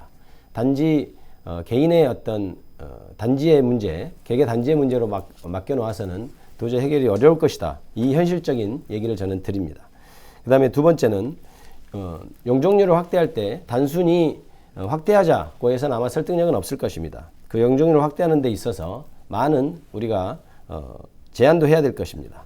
공공주택을 추가 확보한다든지 청년이나 신혼부부 주택을 확보한다든지 아니면 아까 말씀드렸던 영상문화단지에 일자리 창출하는 창업공간이 있는 것과 연계해서 그런 도시에 있어서는 특별법에 있어서 용적률을 좀 상향시켜 준다든지 이런 문제들을 충분히 논의할 수 있다고 생각합니다. 그것이 정치인들이 해야 될 일이죠. 그 다음에 역시 가장 중요한 것은 이 노후화의 문제와 재건축 문제는 역시 영상문화단지 개발을 어떻게 할 것인가, 부천의 밑거리를 어떻게 창출해낼 것인가와도 밀접히 연관되어 있습니다. 그 부분도 제 공약과 같이 할 수 있다고 생각합니다. 네, 이어서 국민의힘 박성중 후보의 부천 중동 신도시 재생 방안 관련 답변 듣겠습니다. 부천의 중동 상동 그 신도시가 49개 단지 4만 1,000세대 한 14만여 분이 관계되고 있습니다. 30년 전에는 굉장히 수도권 주거지로 각광을 받았는데 30년이 되니까 노후화돼 가지고 여러 주민들이 고통을 호소하고 있습니다. 저는 일기 신도시 재건축 저희들에게는 절호의 기회다 이런 생각을 가집니다. 왜 이런 생각을 가지느냐? 우리 중상동 지역의 상업지역 비율이 21% 정도 됩니다. 여러분 서울의 서초가 6%, 강남이 10%입니다. 그보다 3배 높습니다. 이것을 활용해서 정말 이 전체 면적이 한 60만 평 되는데 이것을 활용해서 최첨단의 4차 산업을 구성하고 뒤에 있는 노후 그 아파트들은 완전히 새로운 아파트로 다시 재건축한다면 직주건접의 새로운 모델의 형태를 저는 창출할 수 있다. 기존 개념을 가지고는 해결 안 된다. 이런 말씀을 우선 드리고 싶고요. 이 관련해서 여러분 판교를 한번 보십시오. 일기 신도시 들어올 때 저희들하고 같았습니다. 그러나 그 이후에 보면은 네이버라든지 한글과 컴퓨터라든지 뭐 그 NC소프트라든지 아프리카 TV라든지 이런 IT 기업들이 왕창 들어가고 기업 연구소들이 왕창 들어갔습니다. 그러다 보니까 젊은 애들이 들어가고 이 아파트 가격 자체도 저희들은 배 이상 높습니다. 이것을 보고 느끼는 거 없습니까? 저희는 제가 만약에 일기 신도시 재건축을 한다면 이 재건축 관련해서는 기존 용적률 226%이기 때문에 전체적인 특별법에 의해서 500%까지 주어져서 그 범위 내에서 충분히 저는 할 수 있다고 보고요. 다만 상업 용지를 활용해서 정말 그 여러 가지 어떤 새로운 전략 산업, AI라든지 IT라든지 양자라든지 또 바이오라든지 위성 발사체 뭐 이런 좀 더 새로운 어떤 분야를 가져와 가지고 한다면은 희망이 있다. 그리고 뭐 구글이라든지 우리 국내의 기업은 물론이요. 구글이라든지 저 뭐 다양한 애플이라든지 또 메타라든지 이런 거와 충분히 협업할 수 있다. 네. 여기가 바로 동남아의 시간 아시아의 모두 사용하셨습니다. 캐스트베드 시장이기 때문에 충분히 가능하다. 자, 부천 중동신도시 재생방원 관련 세 분 후보의 의견을 들었는데요. 그 다음 순서는 각 후보분들이 상대 후보 한 분을 지정해서 질의를 하실 수 있습니다. 질의 전에는 꼭 지정 후보를 말씀해 주시기 바랍니다. 먼저 더불어민주당 김기표 후보가 두 후보분들 중 한 분을 지정해서 보충 질문 30초 해주시기 바랍니다. 저는 박성중 후보님께 여쭙겠습니다. 첫 번째, 이 중동 재건축, 중동 신도시 재건축이 언제쯤 될 수 있을 거라고 생각하시는지, 그리고 두 번째, 상업지역이 21%에 해당한다고 그랬는데 구체적으로 어떻게 활용한다는 것이 그냥 활용해서 잘하겠다 이런 것이 아니고 구체적으로 어떻게 활용하시겠다는 것인지, 구글 애플은 정말 과연 어떻게 유치를 하시겠다는 것인지 구체적인 방법을 말씀해 주시기 바랍니다. 답변 1분 가능합니다. 재건축은 지금 재건축특별 1기 신도시 재건축특별법에 의해서 2027년부터 빠르면 선도지구가 가능합니다. 그리고 2030년에 할 수 있습니다. 제라면 충분히 할 수 있습니다. 두 번째, 21% 상업지역 정말 전국에서 상당히 높습니다. 이걸 제대로 활용해서 정말 새로운 4차 산업의 혁명 기지로 충분히 발전할 수 있다. 다양한 것은 얼마든지 가능하다. 뭔가 새로운 어떤 패러다임을 가지고 새롭게 출발해야 부천이 살아나지, 지금 같은 부천으로는 희망이 없다. 저는 그렇게 말씀드리고 싶고요. 구글, 애플, 메타 이런 관련해서는 제가 가방이 간사로서 직접 구글 본사에 가서 사장, 부사장, 지도자 다 만났습니다. 애플 다 만났습니다. 메타 다 만났습니다. 넷플릭스 다 만났습니다. 그 사람들이 주장합니다. 정말 우리 부천 정도 되면은 바로 인근에 인천국제공항이 있고 또 배후시장으로 서울시가 있기 때문에 이 아시아의 테스트베드 시장, 세계의 테스트베드 시장은 충분히 가능성이 있다. 이런 차원에서 저에게 맡겨주신다면 할 수 있다. 이런 말씀을 드리고 싶습니다. 자, 이번에는 국민의힘 박성중 후보가 다른 후보분들 중 한 분은 지정해 30초 질의하실 수 있습니다. 김기표 후보에게 질문하겠습니다. 1기 신도시 특별법, 이게 원 제목은 노계획도시 정비 및 지원에 관한 법률입니다. 원래 민주당이 반대했습니다. 그래서 저희 당이 강력하게 밀어붙여서 작년 연말에 됐는데요. 이게 용적률이 지금 우리 상동 중동 관련해서 용적률이 226%입니다. 그래서 이게 뭐 500%까지 일단 최대한 늘어났는데 이걸 500%까지 다른 데서 그걸 하겠다는 거 뭐 이야기를 하신 것 같은데 여기에 대해서 과연 할 수 있겠습니까? 네, 용적률 지금 226%인데 1분 답변하실 수 있습니다. 질문 취지가 용적률이 500%가 가능한데 할 수 있겠느냐 이런 걸 물어보신 건가요? 아닙니다. 지금 더 높이겠다는 의미입니까? 500% 이상 더 높이겠다는 의미입니까? 아니면 부탁드립니다. 1기 신도시 이외에 다른 지역에 이해하셨으면 하겠다는 네네네, 나는 이해가 되질 않는다. 예. 일단 사업성을 좀 따져봐야 되는데 저는 기본적으로 고민하는 것이 특별법에 의해서 500%까지 돼 있지만 이것이 과연 부천에 적용될 수 있는 것에 대해서는 있는 것인가에 대해서는 굉장히 고민을 많이 합니다. 그러니까 지금 현재 여러 가지 상황상 개인 분담금이 500%까지 한다 하더라도 굉장히 많이 발생할 수 있는데 이걸 그대로 500% 한도에서 가능한 것인지에 대해서 고민을 하기 때문에 그것은 향후 제가 국회의원이 되면 이 용적률에 대해서 특별히 이 특별법 외에도 우리가 아파트를 짓는 부분에 있어서 부천에 있어서 특별히 예외가 허용될 수 있는 것인지 아니면 다른 지역과 협업할 수 있는 것인지를 고민하겠다는 겁니다. 예, 이번에는 새로운 미래 30 후보가 다른 후보분들 중 한 분을 지정해 30초 질문하실 수 있습니다. 네, 김기표 후보에게 묻겠습니다. 지금 말씀대로 고민하시겠다고 그러는데 고민하시겠다고 해서 그걸 공약으로 내세운다면은 그건 바람직하지 않습니다. 정리가 되고 확실하게 이건 할 수 있다고 판단되는 부분만 가지고 공약을 내세워야지 아주 고민하겠다는 것 가지고 공약으로 내세운다면 그건 공약이 아니죠. 사약이죠. 저는 그렇게 생각합니다. 그리고 아까 이 박성중 후보께서 부천 민주당이 제가 원래 믿던 민주당이 반대했다는데 사실과 다릅니다. 우리가 주도를 했고 우리가 하자고 발언 했습니다. 시간 여기까지 듣겠고요. 답변 김기표 후보의 1분 사용하실 수 있습니다. 고민한다고 표현해서 다소 이렇게 오해가 있을 수도 있는데요. 저는 지금 현재의 현실을 직시해야 됩니다. 여러 후보님들이 우리 재건축을 하겠다. 과연 말로만 하고 있는 것 아닌가에 대한 고민을 합니다. 왜냐하면 유권자들이 재건축에 관심이 있기 때문에 난 재건축 하게 해주겠습니다. 이 정도지 구체적으로 과연 어떻게 하겠다는 것인지에 대한 고민은 없는 것으로 생각합니다. 그렇다면 우리가 과연 이 용적률의 한계, 부천이 일기 신도시에 지어질 때 용적률이 높게 지어진 그 환경을 어떻게 개선해 나갈지에 대한 구체적인 고민이 필요한 겁니다.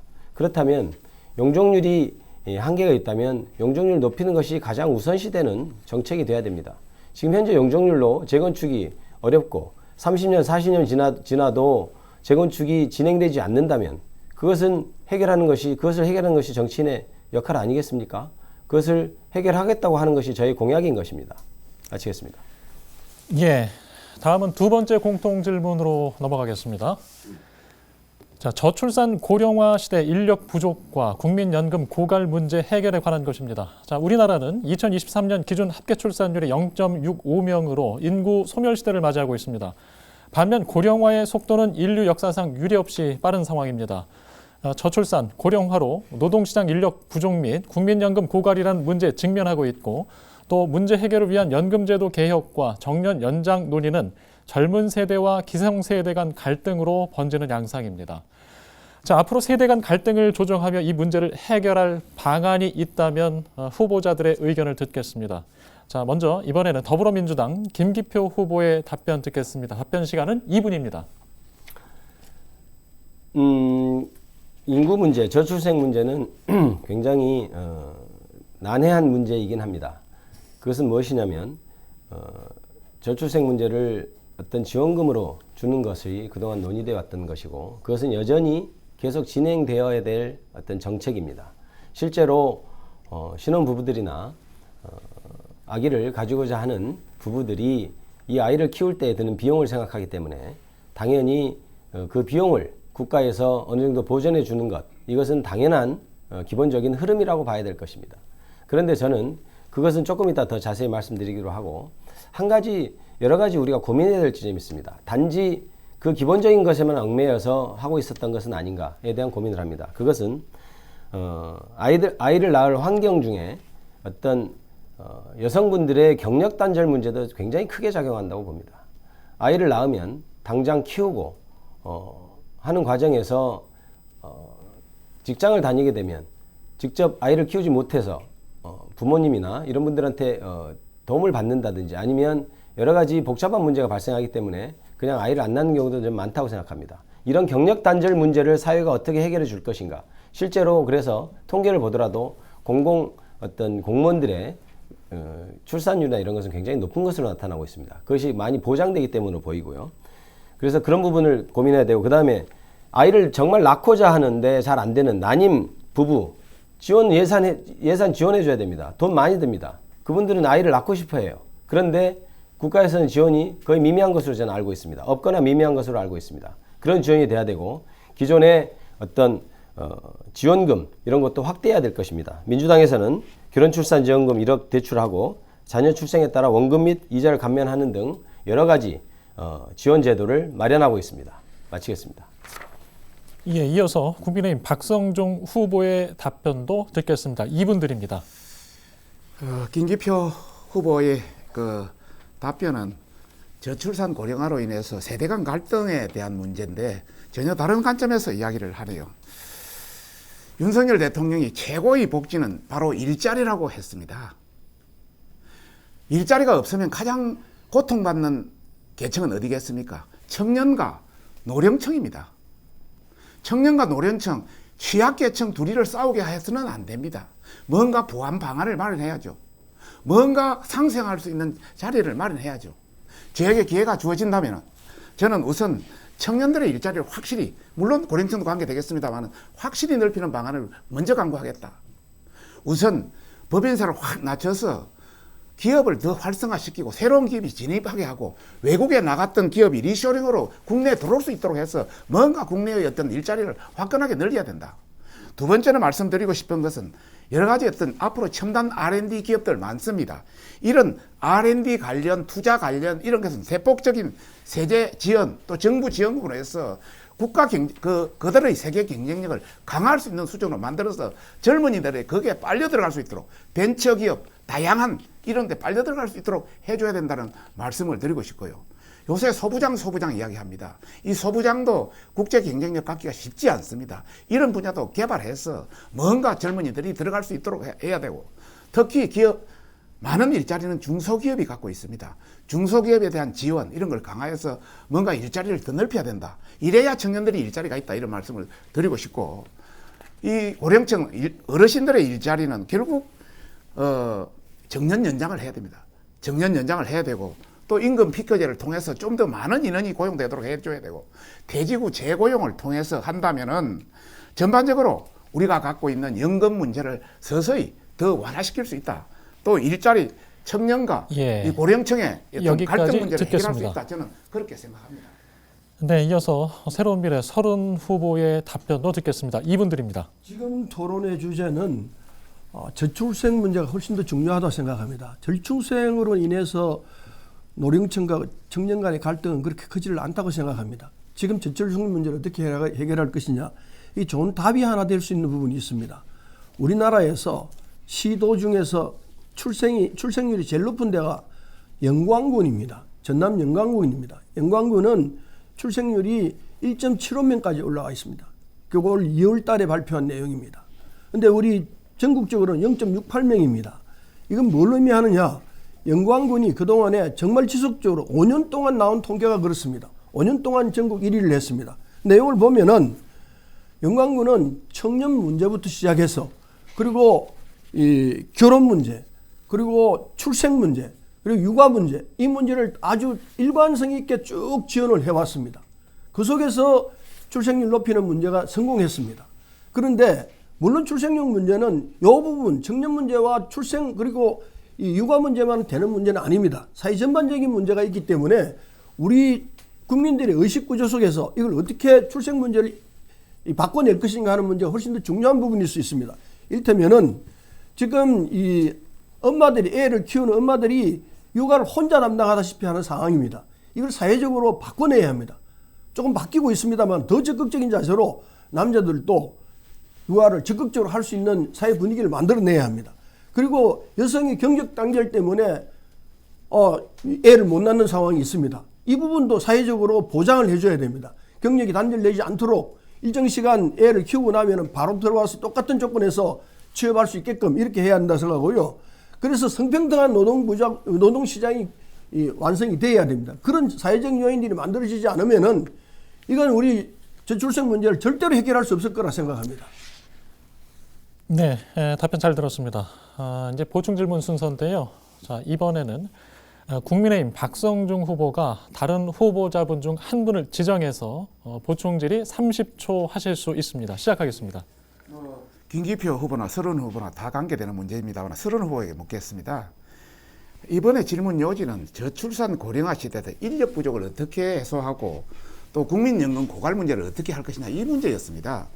출생률과 국민연금 고갈은 관계가 별로 없습니다. 또 세대 간 갈등 문제를 어떻게 해소할 거냐 이런 문제였습니다. 이런 관점에서 어떻게 답변할 것인지 한번 묻고 싶습니다.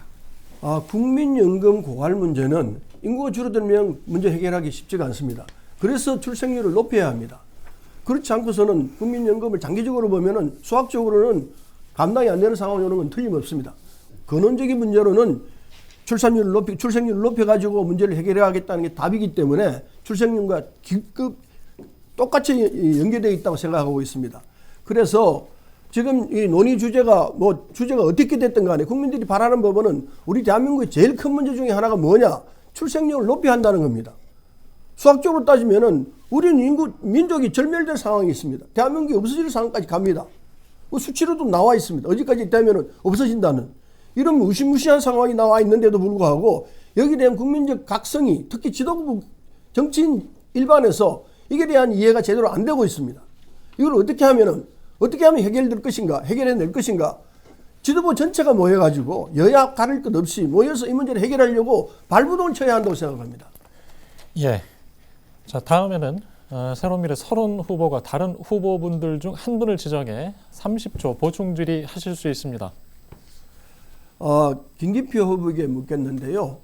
물론 이제 정확한 내용을 잘 모르시리라 생각합니다. 그러나 아까 제가 말씀드렸듯이 이 전남 영광군이 출생률 1위도 시군으로 되어 있습니다. 군으로 되어 있습니다.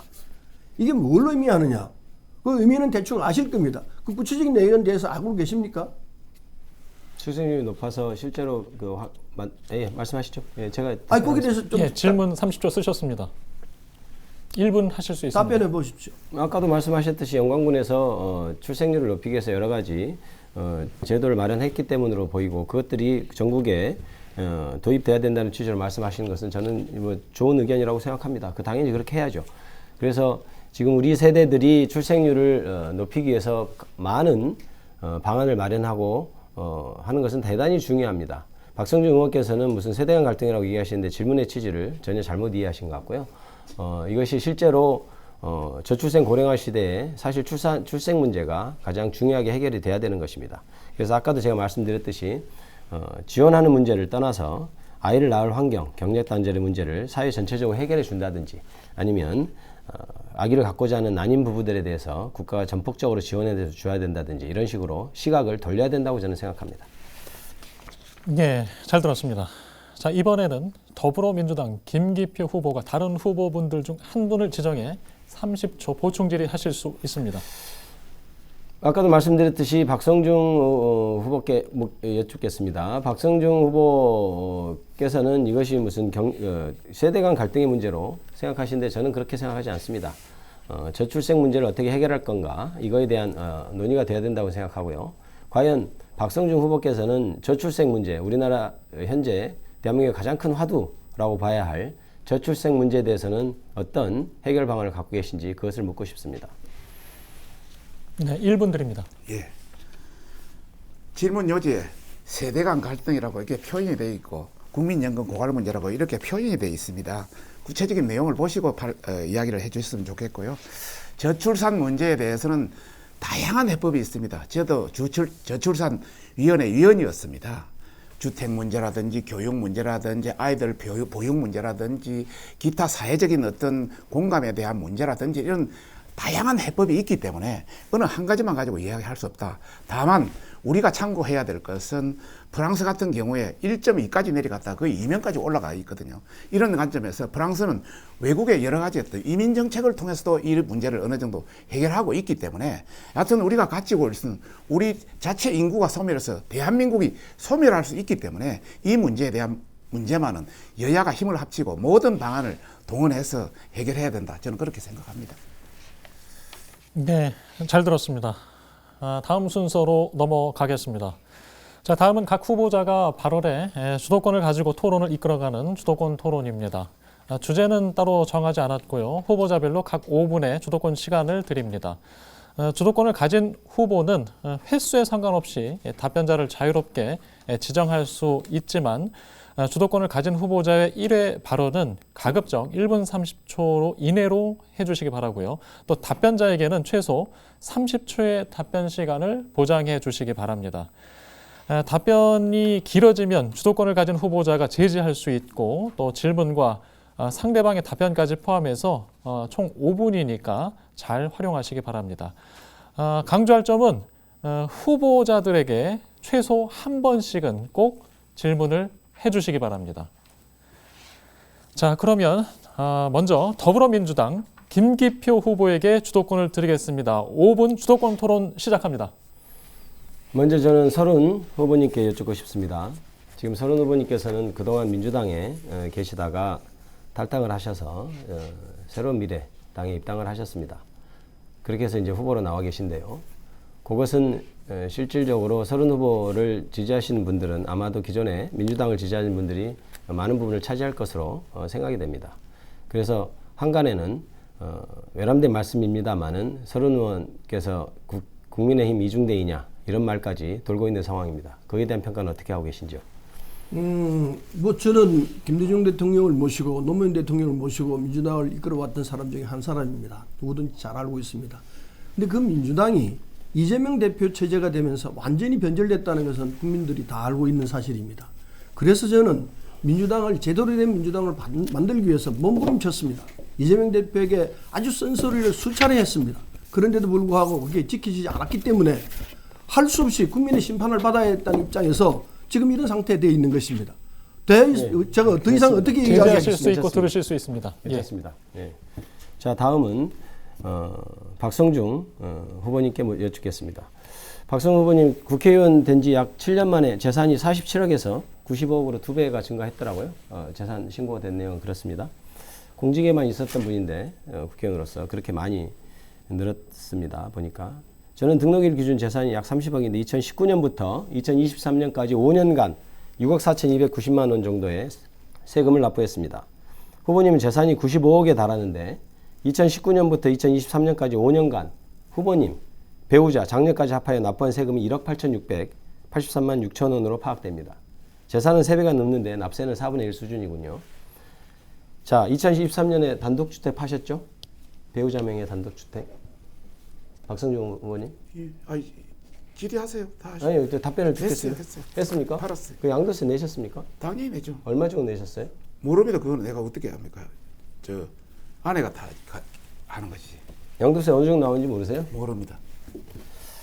자, 이게 박성중 후보님의 재산 신고한 내역입니다. 제가 2023년도 박성중 후보께서 재산 신고한 내역을 지금 가져왔습니다. 죄송합니다. 2022년에 팔았네요. 자, 2023년 신고니까 2022년 기준이죠. 자, 이거 보면, 자, 제가 앞에 가액 변동한 것을 다 뺐습니다. 어차피 부동산은 가액이 올라갈 수 있죠. 그럼 뺐고, 현금만 제가 한번 좀 추적해 봤습니다. 질문 정리해 주시기 바랍니다. 예. 예, 마저 질문 정리하시고 답변 요구하시면 됩니다. 예, 현금이 굉장히 2020년에 많이 늘었는데 그에 대해서는 어떻게 자원이 되는지 한번 궁금합니다. 재산 증가액이 3억 5천이에요? 2020년도에? 22년에? 어디서 돈이 는 겁니까? 예, 답변하시면 해요? 됩니다. 예. 국회의원 8년 하면서 47억에서 95억 늘었다. 저는 뭐 일반적으로 재산을 어디서 낭같이 부동산 투기를 해서 이런 것도 없습니다. 다만 저희 아내가 유치원을 큰 한 300평 되는 유치원을 가지고 있습니다. 그 유치원 공시지가가 40억에서 80억 이렇게 뛰었기 때문에 그런 연유로 인해서 그게 됐다 이런 말씀을 드리고 싶고, 단독주택 2023년 팔아서 양도세 냈느냐? 그 단독주택 30년, 40년 가지고 있는 단독주택이었습니다.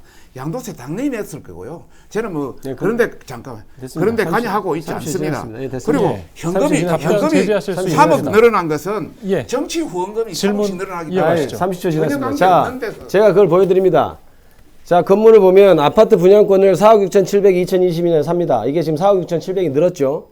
그 다음에 아파트 전세권이 전세 만료돼서 6억 5천이 들어왔어요. 그래서 지금 박성중 의원이 지금 현금이 여기까지는 계산이 오히려 더 많은 상황이고, 그 다음에 단독주택을 13억 8천에 배우자가 팔았습니다.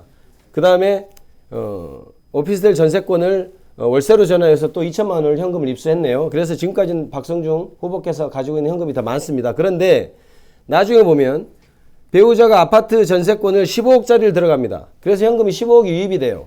그 다음에 아파트 분양권을 또 배우자 명의로 4억 6,700을 삽니다. 제가 그렇게 해서 이렇게 플러스 마이너스를 해보니 자산 증가액이 3억 5천이에요. 다른 제가 아파트, 정치자금 이런 건 다 뺐습니다. 정치 후원기자 다 빼고 이건 는 것이 이렇게 3억 5천인데 세금 그때 얼마 냈습니까?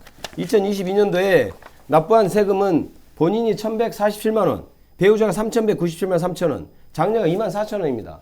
자, 이 돈 세금 내고 가져온 겁니까? 외부로부터? 자, 답변 30초 하실 수 있습니다. 철저하게 계산해서 다 세금 낸 겁니다. 저희들이 어떤 현금이 증가되는 것은 저희 어떤 수입과 또 아내의 유치원 원장으로서의 수입 이런 것이 합해져서 조금 늘어났을 뿐이고, 나머지는 정치 후원금이 그 선거가 있을 때는 3억 안 있을 때는 1억 5천이 있기 때문에 사실 그거는 저희들이 개인적으로 쓸 수 없습니다만은 그 재산 신고할 때는 그게 전부 플러스 됩니다. 그런 차원에서 다시 한번 말씀드리면은 세금 예. 관계는 이런에 하자도 예, 없다. 여기까지 이런 말씀을 드리겠습니다. 하겠습니다. 네. 시간이 정해진 관계로 시간을 좀 정확히 서로 표현하고 쓰시기를 당부드립니다. 자, 주도권 5분. 다음 순서는 국민의힘 박성중 후보에게 드립니다. 마찬가지로 강조하지만 최소한 두 양 후보님께는 꼭 한 차례 이사씩 질문을 해주시기 바랍니다. 자, 박성중 후보 주도권 5분 시작하겠습니다. 김기표 후보님. 네. 예. 작년 7월 19일 현금으로 5천만 원, 5만 원권이 가득 담긴 현금 다발을 쇼핑백으로 전달받았다는 고객 제보가 들어왔습니다. 현금으로 받은 적이 있나요? 무슨 어디서 뭘 어떻게 받았다는 건가요? 재판 관계 수임을 하면서 예. 우리 그 후보한테 예. 쇼핑백에 넣어서 현금 다발 5만 원권 넣어서 5천만 원을 현금으로 제공했다는 공익 제보가 들었습니다. 그런 네. 걸 받은 적이 있나요? 변호사 생활을 하다 보면 현금으로 돈을 가져오는 분들이 있습니다. 자, 현금을 예. 보통 이 수임료 관련하면은 네. 계좌이체로 받지 않나요? 보통은 그런데요. 보통은 그런데 현금으로 가져오는 분들이 있는데 자. 언제적이죠? 언제죠? 정확히? 작년 7월 19일입니다. 그 다음에 보통 현금으로 받지 않습니다. 자, 현금으로 받았으면 입금한 계좌는 있나요? 입금을 세관계에서 바로 끊었습니다. 저는 바로 끊습니다. 그거 현금으로 증명할 받으면. 수 있죠. 물론입니다. 그런데 받은 적이 없답니다. 본인은 세관계에서. 그 다음에 또 네. 제보에 따르면 김 후보가 계약 이전에 인천지검에 아는 후배가 많다. 이건 윗선에 돈으로 눌려야 된다. 이걸 해서 해결할 수 있다. 이런 정관예우성 발언 플러스 이런 걸 했다는데 그런 한 적이 있나요? 그런 적은 전혀 없습니다. 전혀 그거는 없어요? 예, 완전히 그럼 말이 안 돼요. 제가 설명을 할게요. 잠깐만 예. 설명할 필요가 없습니다. 질문이시면 답변 질문. 30초는 예. 답변을 드려야 됩니다. 주셔야죠. 자, 예. 질문 마지막 끝나신 내가 겁니까? 하고 나서 예, 그러셔, 하겠습니다. 그러셔. 예. 예, 그러셔. 우리 후보님 현금 돈 따로 세금 신고는 제대로 했겠죠? 네, 그렇습니다. 예, 질문 짧게 정리해 주시기 바랍니다. 거짓말하면 공직선거법 물론입니다. 위반입니다. 물론입니다. 이 관련해서 예. 충분히 화면을 보고 있습니다. 예, 많은 예, 사람이. 예. 뭐 이야기하세요. 아마도 작년 7월에 제가 선임을 한 사건이 있어요. 일반 이제 그 얘기를 하는 것 같은데요. 사실 현금으로 들어온 경우 많이 있습니다. 근데 저는 현금으로 들어온 경우 다 세금 신고를 하기 때문에 근데 문제는 그때 아마 5,500만 원일 거예요. 부가세까지. 현금으로 가져온 경우가 있는데 그 경우는 보통 변호사한테 잘해달라고 현금으로 가져온 경우가 있어요. 근데 그날 제가 바로 세금공사를 자, 끊었습니다. 30초. 예, 제가 확인해 보시면 됩니다. 30초 끝내십시오. 예. 또 인천지검 아는 후배도 예. 예, 이어가시기 바랍니다. 제보자의 의견은 하등에 그런 조치가 없었다. 이런 진술서까지 저희들한테 제공하고 있습니다. 뭐 그래서 생략하겠습니다. 김기표 변호사의 어떤 수상한 거래 관련해서 경기도 송정 땅과 순천시 조곡동 땅 관련이다. 자세한 내용이 있기 때문에 복잡합니다.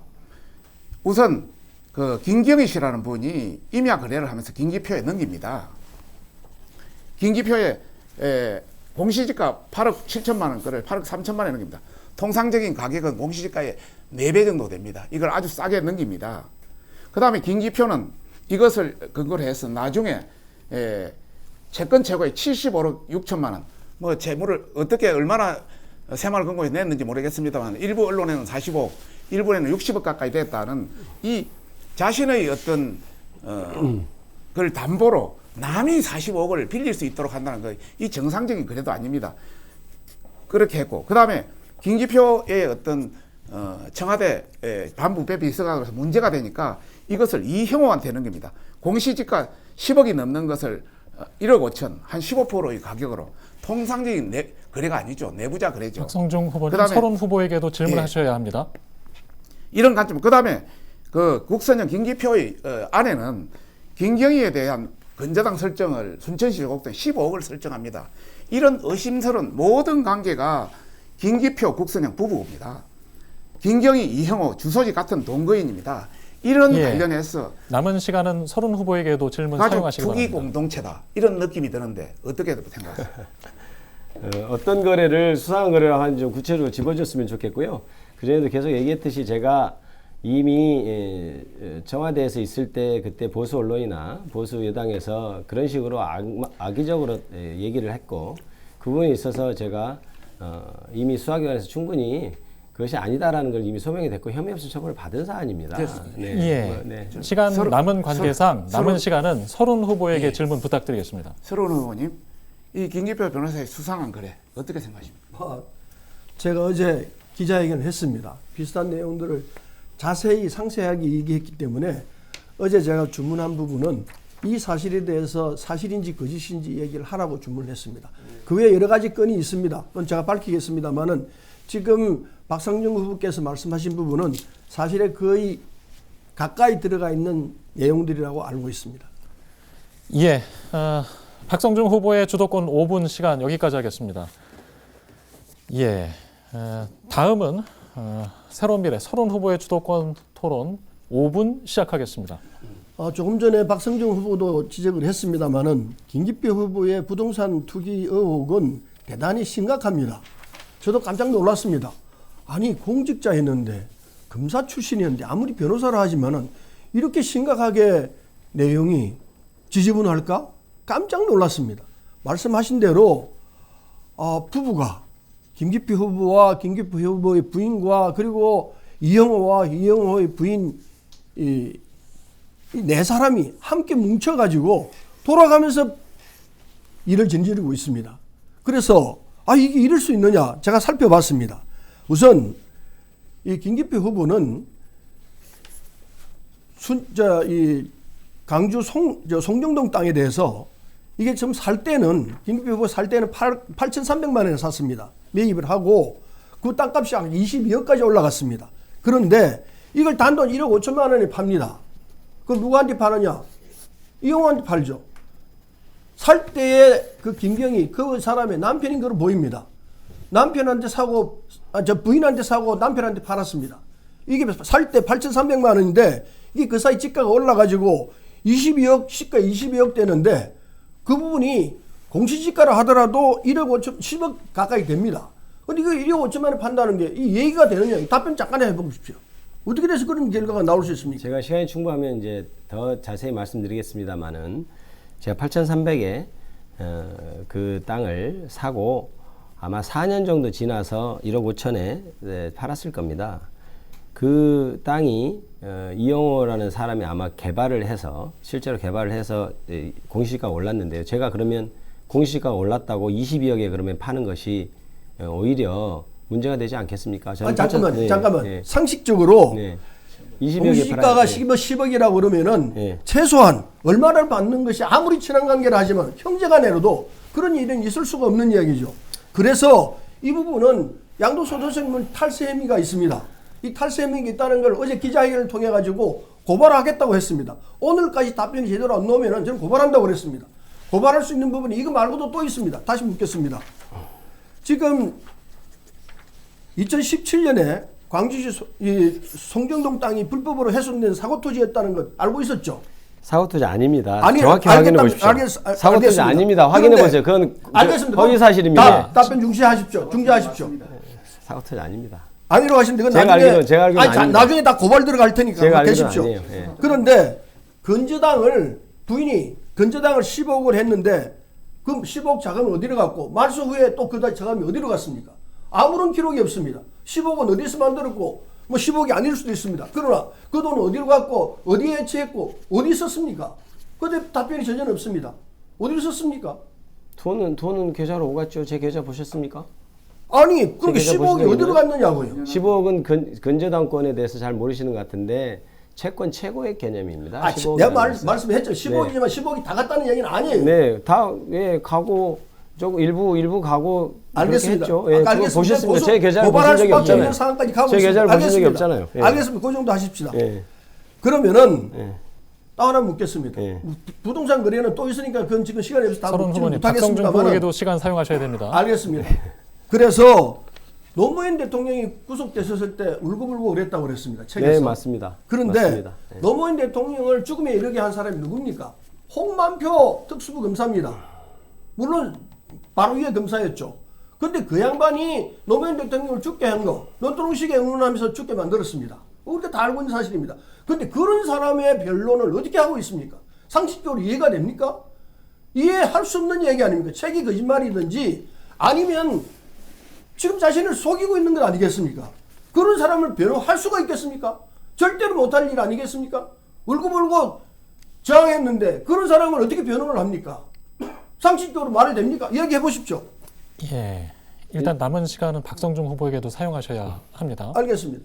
홍만표 변호사는 그때 당시 노무현 대통령께서 서거하신 것은 2009년입니다. 근데 홍만표 변호사는 2011년도에 아마 이제 검사직을 그만두고 변호사 활동을 했고 그로부터 한 5년 정도 지났을까요? 아마도 그 정도인데. 알겠습니다. 그 정도 하십시다. 아무리 시간이 지났다 하지만은 사람을 죽음으로 몰고 간 사람 장본인입니다. 그 장본인에 대해서 그런 변호를 한다는 건 우리 상식으로 이해가 될 수가 없습니다. 민주당 지지자라면 있을 수 없는 이야기 아니겠습니까? 네. 마지막으로 박 후보에게 짧게 질문, 답변 서로 주고받으십시오. 아까 김기표 후보에 대한 얘기들을 했습니다만 양심을 걸고 틀림없다는 얘기를 할 수 있습니까? 네, 할 수 있습니다. 그리고 저는 재수사 요청을 할 겁니다. 알겠습니다. 저도 고발하도록 하겠습니다. 예. 이상입니다. 질의 답변 끝나셨습니까? 네. 세 분 후보의 5분 각 주도권 토론까지 진행을 했습니다. 열띤 토론을 이어주신 세 후보분들께 감사드립니다. 토론에서 미처 말씀하지 못하신 내용이 있다면 다음 마무리 발언 기회에서도 일부 채워주시기 바랍니다. 다음 순서는 마무리 발언 2분씩 드리는데요. 이번에는 국민의힘 박성중 후보부터 말씀 부탁드립니다. 2분 드립니다. 존경하는 부천 시민 여러분, 기호 2번 국민의힘 박성중입니다. 민주당은 지금 총선에 점해서 정권 심판, 윤석열 대통령의 탄핵을 주장하고 있습니다. 현 정부의 어려움, 현 정부 대통령만의 탓일까요? 전 세계를 돌아봐도 우리나라 민주당만큼 정부의 정책에 협조하지 않는 야당은 없습니다. 정권 심판으로 한쪽 여당만 책임을 묻는 것은 진짜 어불성설입니다. 현명한 부천 시민 여러분이 판단하실 걸로 믿습니다. 더 나아가서 지난 20년간 민주당이 부천을 1인 독주했습니다. 부천이 패거리 문화로 부천이 지금 몰락 직전에 있습니다. 부천의 대변혁이 필요합니다. 부천의 혁신이 필요합니다. 제가 매기가 돼서 구하겠습니다. 부천 시민 여러분, 이번 총선은 부천이 20년 다시 침체로 가느냐, 20년 미래로 가느냐의 갈림길입니다. 도시행정가 저 박성중이 부천을 확 바꾸겠습니다. 경기도에서 첫 번째로 부천을 서울로 편입시키겠습니다. 부천의 가치를 확 높이겠습니다. 부동산 투기에 의혹이 있고 해명도 못하고 또 정상적이지 않는 부동산 거래를 한 사람이 국회의원 후보가 되겠습니까? 도시행정에 대해서 전반적인 지식도 없는 사람이 과연 부천을 살릴 수 있겠습니까? 부천이 침몰하고 있습니다. 위기 상황입니다. 부천의 혁신을 위해서 새로운 인물이 필요합니다. 저 박성중을 선택해 주십시오. 부천을 혁신하고 대한민국을 리빌딩 하도록 최선을 다하겠습니다. 감사합니다. 네, 박성중 후보의 마무리 발언 잘 들었습니다. 자, 이어서 새로운 미래 서른 후보의 마무리 발언 2분 듣겠습니다. 사랑하고 존경하는 부천 시민 여러분, 감사합니다. 12년간 저를 사랑해 주신 데 대해서 정말 감사를 드립니다. 그러나 지금 살림살이가 정말 어렵습니다. 물가는 오르고 민생은 힘들고 국민은 아픕니다. 윤석열 대통령이 취임 2년 동안 도대체 뭘 잘했는지 손에 쥐어지는 게 하나도 없습니다. 잘했다는 게 하나도 없습니다. 그래서 이번 총선은 국민을 무시하고 대한민국을 망친 윤석열 정부를 심판하지 않을 수가 없습니다. 그런데 그 심판의 주 공격수가 되어야 할 민주당 후보 김기표 후보가 과연 정권 심판을 할 수 있겠습니까? 중앙정부 특수부 검사했다고 그러는데 그때 상사가 누구였습니까? 윤석열. 지금 윤석열 대통령입니다. 그 위치에서 어떻게 심판을 하겠습니까? 불가능합니다. 검사 동일체 원칙이 있지 않습니까? 아무리 퇴직했다 하지만 검사는 검사입니다. 자기들끼리 이렇게 통하는 루트가 다 있습니다. 문화가 그렇습니다. 그 다음에 오늘 토론에서 다 보셨지만은 부동산 투기 의혹 하나도 답 못하고 있습니다. 저희 심지어 고발하겠다고 하고 있습니다. 그런데 이미 부동산 투기 의혹으로 문재인 대통령 당시에 3개월 만에 청와대 비서관에서 경질했습니다. 그거 정답 아니겠습니까? 그런 후보를 민주당이 공천했습니다. 이건 검증이 아니라 순전히 그냥 사천이었다는 게 증명되는 내용입니다. 어떻게 그런 후보를 민주당이 공천하겠습니까? 국민의 후보랑 공천할 수 있죠. 그러나 민주당을 공천했다는 것은 공천 자체가 말이 안 된다는 얘기입니다. 그리고 청와대 3개월 만에 나왔는데 청와대 비서관을 경력에 쓴다? 참 이해가 안 됩니다. 특수검사를 대표 경력으로 내세운다? 이게 말이 됩니까? 이번 선거는 부천에서 정권 심판을 할 적임자가 누구냐? 이걸 선택하는 선거입니다. 누구겠습니까? 저는 윤석열 정권과 싸워왔습니다. 네, 마무리 발언 2분 모두 사용하셨습니다. 마지막으로 더불어민주당 김기표 후보의 마무리 발언 2분 듣겠습니다. 존경하고 사랑하는 부천 시민 여러분, 끝까지 TV 토론을 시청해 주셔서 감사합니다. 서른 후보님, 박성중 후보님도 고생 많으셨습니다. 오늘 토론을 통해 누가 부천의 발전을 이끌고 대한민국의 민생과 경제를 살릴 적임자인지 좋은 참고 자료가 되셨을 것으로 생각됩니다. 사랑하는 부천 시민 여러분, 이번 4월 10일 총선은 우리 대한민국의 정말 중요한 선거입니다. 저 무도한 정권, 무능한 정권, 국민들은 아랑곳하지 않는 윤석열 정권에게 국회까지도 빼앗긴다면 이제 이 나라는 아무런 희망도 없고 회복할 수 없는 시대로 진입하게 됩니다. 해도 너무한 정권을 견제하기 위해, 국민의 삶에는 아랑곳하지 않는 정권을 심판하기 위해 기호 1번 더불어민주당 국회의원 후보인 저 김기표를 선택해 주시기 바랍니다. 우리는 지난 대통령 선거 후 2년이라는 세월을 너무나 괴롭고 힘들게 견디며 오는 4월 10일 총선만을 기다려왔습니다. 4월 5일 금요일, 4월 6일 토요일 사전투표부터 4월 10일 본투표까지 투표에 적극 참여하여 이 나라 대한민국은 대통령이나 그 부인 개인의 것이 아닌 대한민국 국민의 것이라는 것을 똑똑히 보여줘야 합니다. 부천 시민, 대한민국 국민인 우리가 이 나라의 주인으로서 잘못된 정권을 준엄하게 꾸짖어야 합니다. 부천이 길러내고 부천에서 자란 이 김기표가 부천의 혁신과 발전에 앞장서겠습니다. 그리고 윤석열 정권에 대한 심판과 대한민국 민주주의 회복을 이루겠습니다. 사랑하는 부천 시민 여러분, 부천에는 김기표가 있습니다. 기표는 김기표에게 해주시기 바랍니다. 김기표를 선택하는 날, 부천이 행복한 날, 김기표를 선택하는 날, 대한민국에 희망이 생기는 날이라고 감히 자부합니다. 감사합니다. 네, 세 분 후보자들의 마무리 발언까지 모두 잘 들었습니다. 자, 오늘 참석해 주신 세 분의 후보자분들께도 감사드립니다. 자, 시청자 여러분 어떻게 보셨습니까? 부천시을 선거구 국회의원을 뽑는 제22대 국회의원 선거에 오늘 토론회가 유권자 여러분들께 많은 도움이 되셨기를 바랍니다. 아울러 개인 사정 등으로 선거일에 투표할 수 없는 유권자들은 4월 5일 금요일과 6일 토요일에 양일간 전국 읍면동사무소 등에 설치된 사전투표소에서 미리 투표하실 수 있습니다. 잊지 마시기 바랍니다. 지금까지 이 부천 원미구 선거방송 토론위원회가 주관한 제22대 국회의원 선거 부천시을 선거구 후보자 토론회는 여기서 모두 마치겠습니다. 시청해 주신 여러분 고맙습니다.